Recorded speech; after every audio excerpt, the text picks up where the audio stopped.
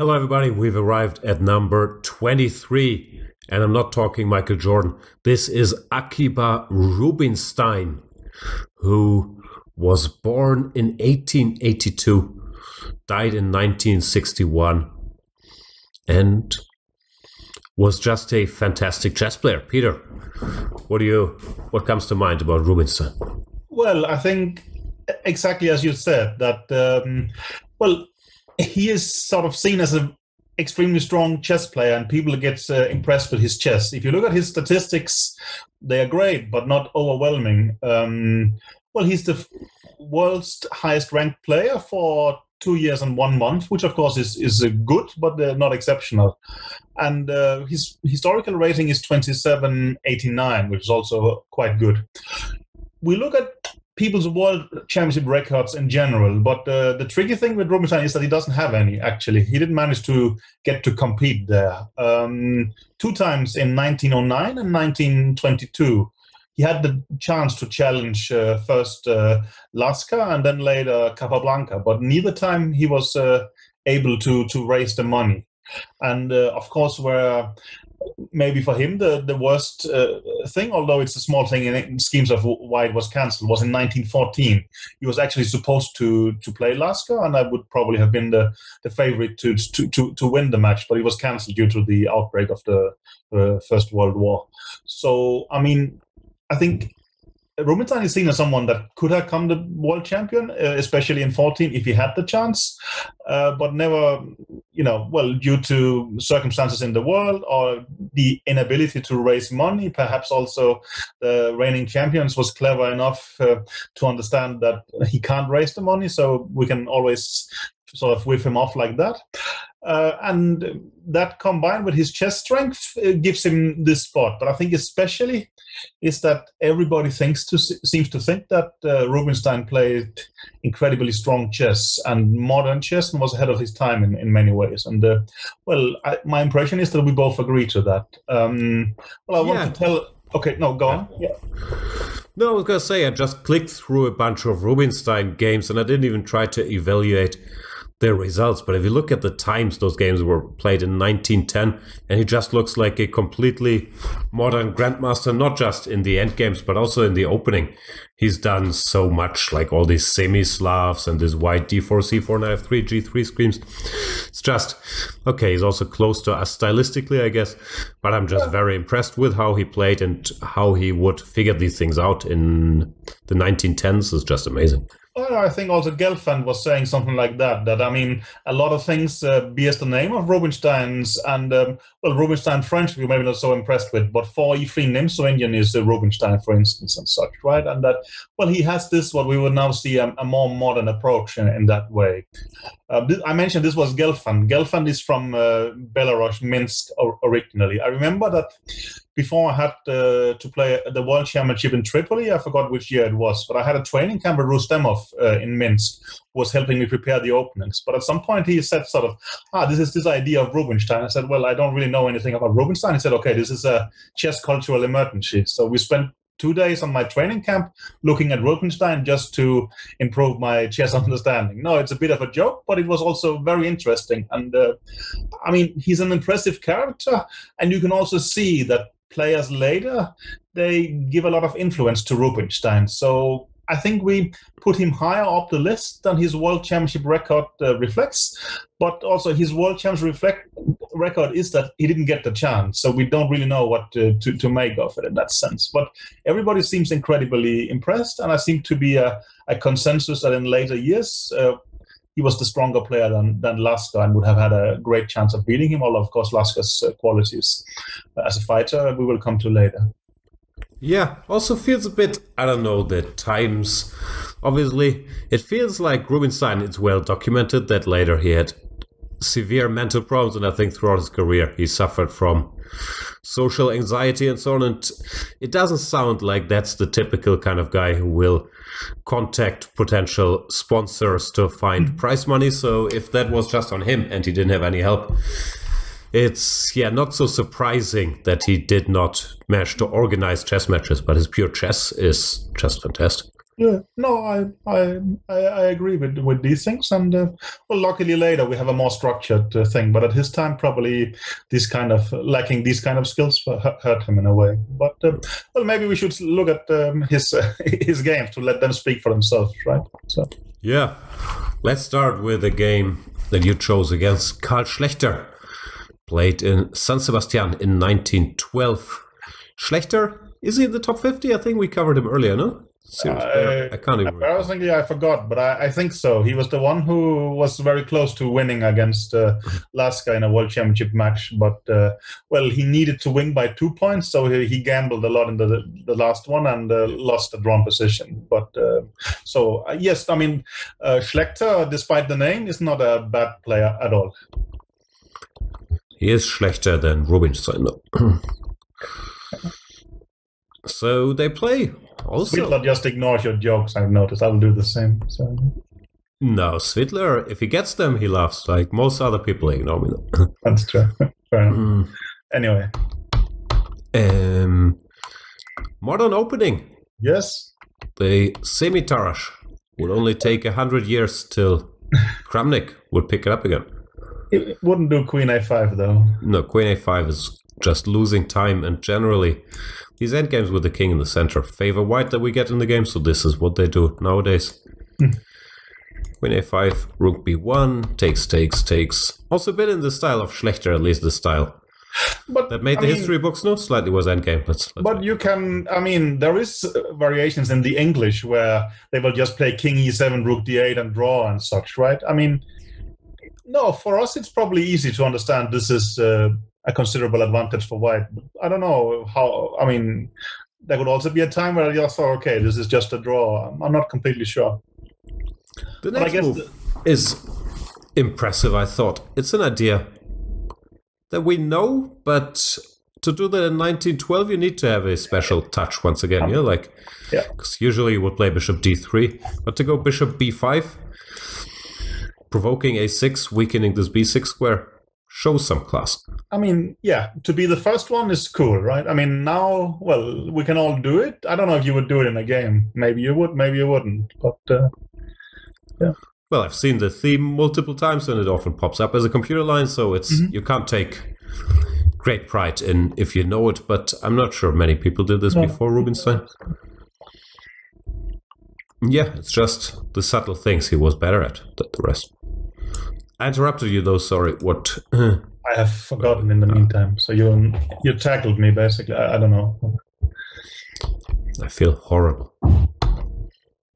Yeah, this is just unpleasant for black now. He can't get his ideal setup with b6, bishop b7 without being bothered. Well, the king should be in the center, right? It should be an e7, I guess, and such. So, basically, Schlechter just gets slowly but surely outplayed without any chance, which, once again, the game looks, I guess, kind of normal to us, but the difference in level, considering these are both top players for the times, I think is impressive.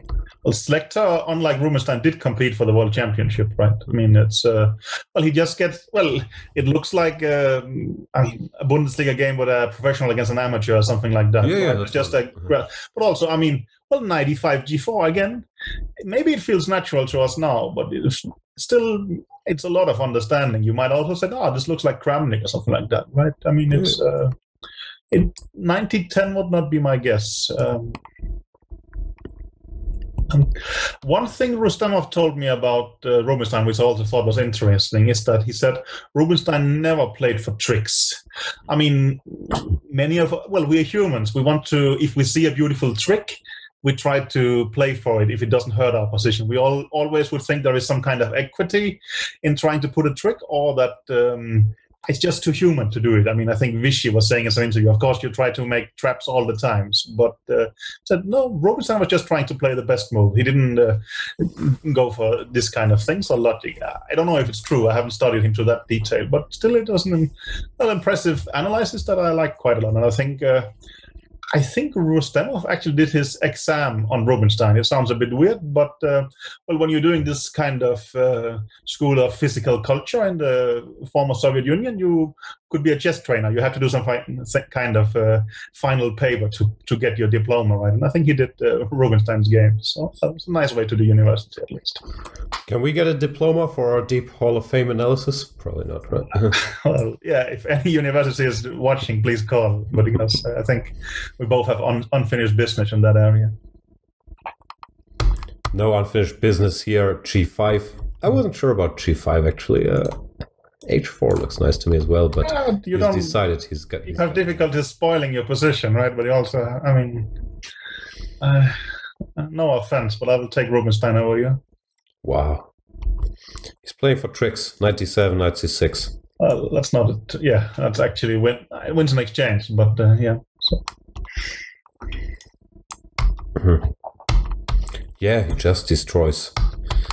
It's extremely simple, but it's just, I mean, crushing with so simple means, right? And just a different level of positional understanding.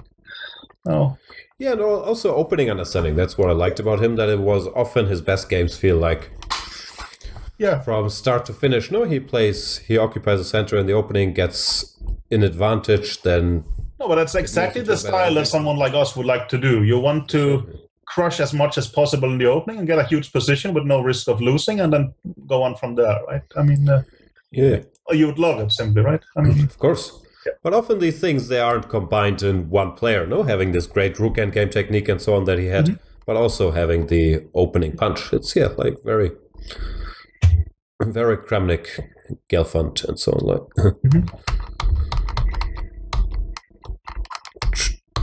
Yeah, not much to say. This not really a trick, but no, I guess it's the best move here. Well, yeah, exactly. Bishop e2, knight f7 check, but somehow it's...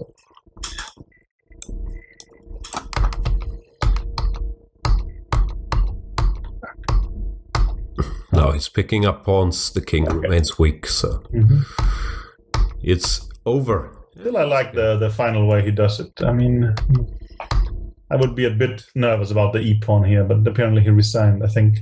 Black resigned here, I was... Sorry? Black resigned here, I was wondering, why not try? Yeah, I think check and you take back on f7 with the king, right? Yeah.